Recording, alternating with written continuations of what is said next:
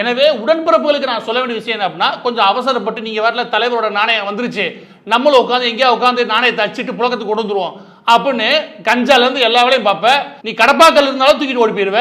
இல்ல கருணாநிதி முகம் போட்டு ஒரு நாணயம் கொண்டு வந்தா நீ அடிக்காம இருப்ப. இன்னும் நீ யோசிச்சிருப்பேன் நல்லா தெரியும். தயவுசெய்து அந்த யோசனையை ஒரு ஓரமா வச்சுக்கோ, இல்லாட்டி புடிச்சிட்டு போயிடுறாங்க. யாரு? ஜெயிலுக்கு புடிச்சிட்டு போயிடுறாங்க. எனவே இது புழக்கத்துக்கு வருதா இல்லையான்னு தெளிவா தெரிஞ்சுக்கோங்க. அதுல உடன்பிறப்புகளுக்கு எச்சரிக்கை. சரியா? அதுக்கடுத்து என்ன விஷயம்னா, இது கருணாநிதிக்கு மட்டுமே சிறப்பா அச்சிடப்படுது. பார்த்துக்குங்க ஒன்றிய அரசு எந்த அளவுக்கு எங்களை மதிக்குது, கருணாநிதி அவரோட வாழ்க்கையை பாருங்க, அதை பாருங்க, இதை பாருங்க. இந்த மாதிரி ஒரு பொய்யான பிரச்சாரத்தை வாடகை சைக்கிள் எடுத்து ஊர் ஊரா ஒட்டிக்கிட்டு அந்த திமுக காரன். அதுவும் பொய்.